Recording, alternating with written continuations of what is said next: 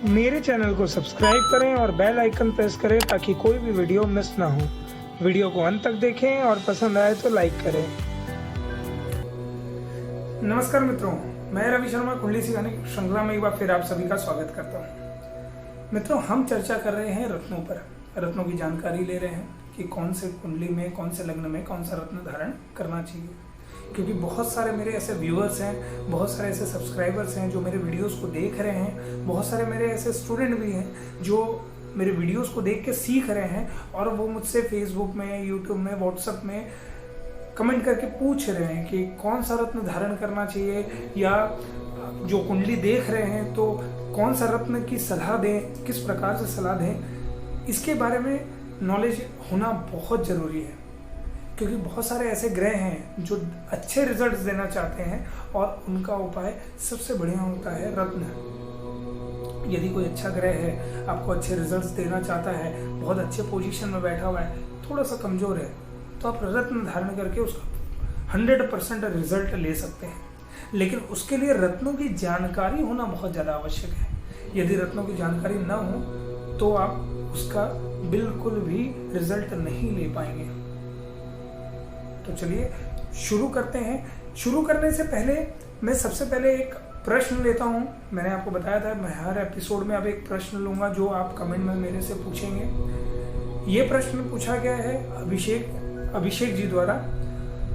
उनका प्रश्न ये है कि क्या मैं शनि का रत्न और सूर्य का रत्न एक साथ धारण कर सकता हूं, क्योंकि मेरी कुंडली में दोनों योग कारक है।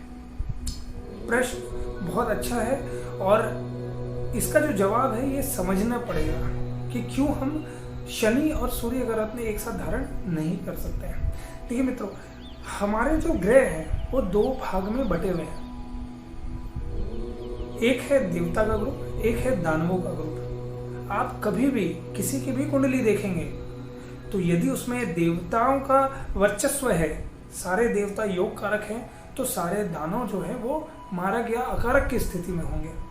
जो बुरे भाव हैं अगर दानवों को मिले हैं तो अच्छे भाव देवताओं को मिलेंगे। यदि अच्छे भाव दानवों को मिले हैं तो बुरे भाव देवताओं को मिले हैं। ये हर एक लग्न में है, आप चेक कर सकते हैं। यदि शनि किसी में भाग्य से है तो सूर्य बहुत अच्छा नहीं होगा, और सूर्य अगर किसी में भाग्य से है तो शनि को अच्छा घर नहीं मिलेगा। तो ये कुंडली का बहुत अच्छा एक सिमेट्री है जो समझने लायक है। खैर, जब दानवों का रत्न हम धारण करते हैं तो देवताओं का रत्न धारण नहीं करना चाहिए, और जब देवताओं का रत्न धारण करते हैं तो दानवों का रत्न धारण नहीं करना चाहिए।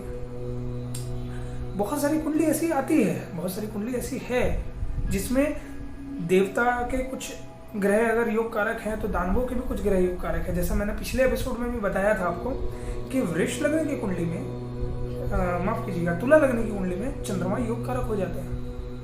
तो यदि तुला लग्न की कुंडली में चंद्रमा योग कारक है या वृष लग्न की कुंडली में सूर्य योग कारक है, तो वहां पर अगर अच्छे परिणाम देने के लिए अच्छे स्थान पर बैठे हैं तो उनका रत्न धारण किया जा सकता है। लेकिन जब उनका रत्न धारण किया जाए उस समय ये ध्यान रहना चाहिए कि हम विरोधी दल मतलब दानवों का रत्न धारण न करें। एक बार में या तो दानव का रत्न धारण करें या देवता का रत्न धारण करें, दोनों को एक साथ न करें। यदि सूर्य की महादशा है तो आपने माणिक धारण कर लिया, महादशा समाप्त होने के बाद माणिक आपने खोल दिया, तब आपने दानवों का कोई रत्न धारण किया।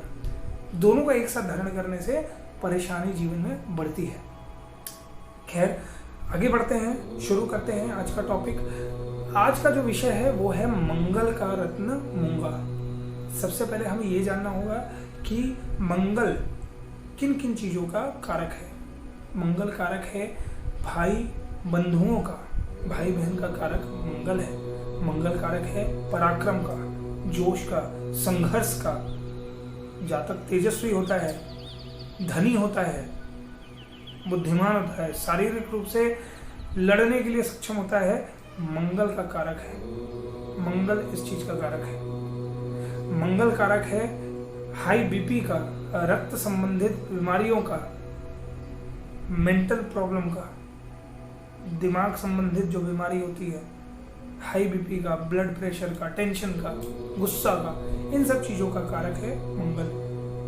साथ में भाई बहन और मित्र का कारक भी मंगल माना जाता है। वैसे तो मित्र का कारक बुध भी है।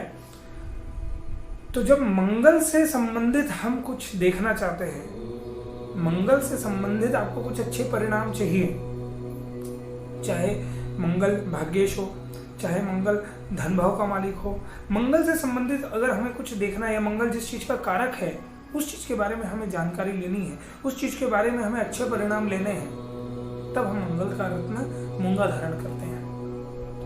मंगल का रत्न मूंगा कब धारण करना चाहिए? जब मंगल योग कारक हो, और केवल योग कारक होने से रत्न धारण नहीं करना चाहिए। योग कारक के साथ साथ वो अच्छे परिस्थिति में हो, अच्छे भाव में बैठा हो, अच्छे भाव में बैठे होने के साथ साथ वो अच्छे ग्रहों से युक्त हो, पीड़ित ना हो, नीच का ना हो। यदि नीच का है तो भी उसका रत्न धारण नहीं करते हैं। और यदि मंगल अच्छी जगह में बैठा हुआ है, योग कारक है, बहुत अच्छे परिणाम देने वाला है, उच्च का होकर बैठा हुआ है, केंद्र में बैठा हुआ है, योग कारक होके, त्रिकोण का मालिक होके केंद्र में बैठा हुआ है, तो उस कंडीशन में मंगल बहुत अच्छे परिणाम देगा और उसका रत्न धारण किया जा सकता है। मंगल का जो रत्न होता है वो होता है मूंगा। मूंगा लाल कलर का होता है, जैसा आप स्क्रीन में देख सकते हैं ये मूंगा है। इसे हम कहते हैं इटालियन मूंगा। इटालियन मूंगा कम दाम का आता है, बहुत अच्छे परिणाम देता है। एक इससे बहुत ऊंचे क्वालिटी का आता है जो आप स्क्रीन में देख रहे हैं, इसे हम कहते हैं जापानी मूंगा। ये बहुत महंगा आता है। मूंगा जो हम धारण करते हैं उसे हम किस धातु में धारण करेंगे? तो क्योंकि मूंगा मंगल का रत्न है और मंगल का वर्ण है लाल, तो इसे लाल धातु में धारण करेंगे, जैसे कि तांबा या सोना। मंगल का रत्न मूंगा जो है वो हम धारण कर सकते हैं 7 कैरेट, माफ कीजिएगा 5 कैरेट से लेके 9 कैरेट के बीच में। किसको कितने वजन का रत्न धारण करना चाहिए, इसके पीछे मैं एक छोटा सा लॉजिक आपको, एक छोटा सा थीसिस आपको बताना चाहूंगा। रत्न धारण करना या आप किसी को रत्न की सलाह दे रहे हैं तो ये देखिए कि जातक की आयु कितनी है और जातक का वजन कितना है। यदि कोई जातक 18-20 साल का है और वजन भी उसके 40-45 ग्राम, मतलब पतला दुबला छोटा शरीर है, तो आप उसे मूंगा 5 रत्ती 5.5 कैरेट 5.5 कैरेट का प्रेफर करने के लिए बोल सकते हैं। और यदि कोई जातक हट्टा कट्टा है, बड़े उम्र का है, 40 साल का है, 6 फीट का है, 80-90 किलो का है, तो वो 5 कैरेट का मूंगा जो है वो उतना अच्छा फल नहीं देगा, वो पूरा फल नहीं दे पाएगा। तो उसे आपको बताना है 8 कैरेट, 7 कैरेट 8 कैरेट का मूंगा। मूंगा जो हम धारण करते हैं मंगलवार के दिन शुक्ल पक्ष में, अमावस्या से पूर्णिमा का जो समय है उसे हम कहते हैं शुक्ल पक्ष। तो शुक्ल पक्ष में आने वाला जो पहला मंगलवार है, पहले मंगलवार को जो सूर्य के बाद मंगल की होरा होगी, उस समय आप मंगल का रत्न शुद्धिकरण करने के बाद धारण कर सकते हैं। अब शुद्धिकरण कैसे करना है, क्योंकि देखिए मित्रों, बहुत सारे जो मूंगा आपके पास आया है वो बहुत सारे व्यापारियों से होते हुए और बहुत सारे लोगों से होते हुए कारीगर ने उसे बनाया है, तो अशुद्ध हो चुका है। अशुद्ध होने के कारण उसके शुद्धिकरण होना बहुत जरूरी है। शुद्धिकरण कैसे करेंगे? सबसे पहले जो भी आपने मूंगा का अंगूठी बनाया हो, लॉकेट बनाया हो या ब्रेसलेट बनाया हो, उसे आपने कटोरी में रख दिया और पंचामृत से स्नान कराया। पंचामृत में क्या आता है? पंचामृत में आता है गंगा जल, दूध, घी, शहद और दही। पंचामृत में स्नान कराने के बाद उसे धूप और दीप दिखाया, अगरबत्ती दिखाया। अगरबत्ती दिखाने के बाद ओम नमो भगवते वासुदेवाय इस मंत्र का 108 बार जप करना है। जप करने के बाद इसके शुद्धिकरण होगी। शुद्धिकरण होने के बाद हम इसमें प्रतिष्ठा करेंगे। प्रतिष्ठा कैसे करेंगे? तो मंगल का जो बीज मंत्र है, ओम अंगारकाय नमः, इस मंत्र का 11 माला जप करना है। और जप करने के बाद शुद्धिकरण और प्रतिष्ठा हो गई, इसके बाद आप धारण कर सकते हैं। मित्रों, मूंगा जो है वो बेसिकली समुद्र की गहराई में एक पौधे के रूप में निकलता है। मूंगा जो है वो एक पौधा होता है, फोटो में देख सकते हैं। मूंगा एक पौधा होता है और इस पौधे को निकाल के इसे शेप दिया जाता है छोटे छोटे टुकड़ों में। इसीलिए जो छोटे साइज का मूंगा होता है, जो 4 कैरेट 5 कैरेट का होता है, वो सस्ता आता है, और जो बड़े साइज का मूंगा होता है, जो 7 कैरेट 8 कैरेट, वो बहुत महंगा आता है। मूंगा की पहचान भी मैं आपको बताता हूँ। आप एक मूंगा लीजिए और मूंगे के ऊपर आप एक बूंद पानी, अपने उंगली में एक बूंद पानी लेकर और उसके ऊपर रखिए। वो पानी की बूंद एकदम ऐसे कैसे पानी की बूंद पड़ी रहेगी, आप उसे हिलाओगे तो भी वो पानी फिसल के गिरेगा नहीं। ये असली मूंगे की पहचान है। आप घर में टेस्ट कर सकते हैं ताकि आपको कोई ठगे ना या कोई गलत रत्न ना दे दे। तो इसका सिंपल टेस्ट है, आप उसके ऊपर एक पानी का बूंद रखें और आपको पता चल जाएगा कि मूंगा असली है कि नकली है। अब मूंगा को धारण किस उंगली में करते हैं? तो मूंगा को हम धारण करते हैं अनामिका उंगली में।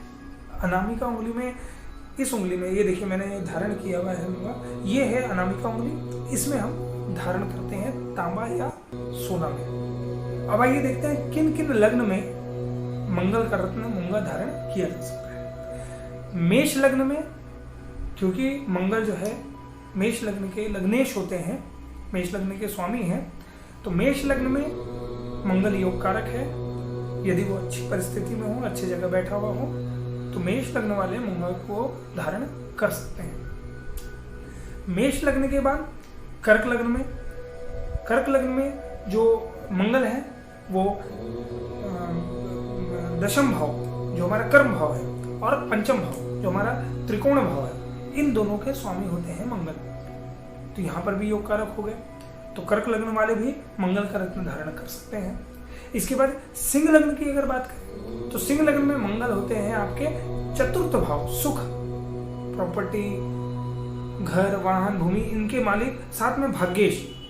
तो सिंह लग्न में क्योंकि भाग्येश हैं और सुख भाव के मालिक हैं, तो यहाँ पर भी मंगल योग कारक हुए। तो यहाँ पर भी आप मंगल का रत्न धारण कर सकते हैं। सिंह लग्न के बाद वृश्चिक लग्न, वृश्चिक लग्न में स्वामी है, लग्नेश है मंगल, तो उसका रत्न धारण किया जा सकता है।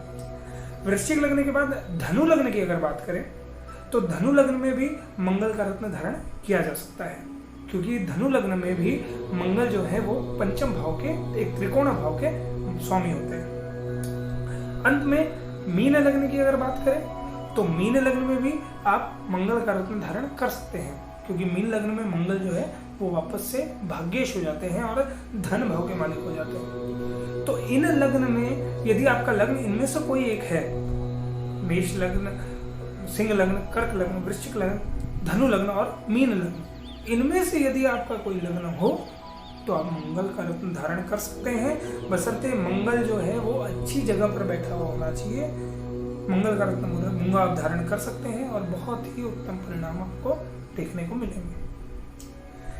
मित्रों, ये थी मंगल के रत्न मूंगा की संपूर्ण जानकारी।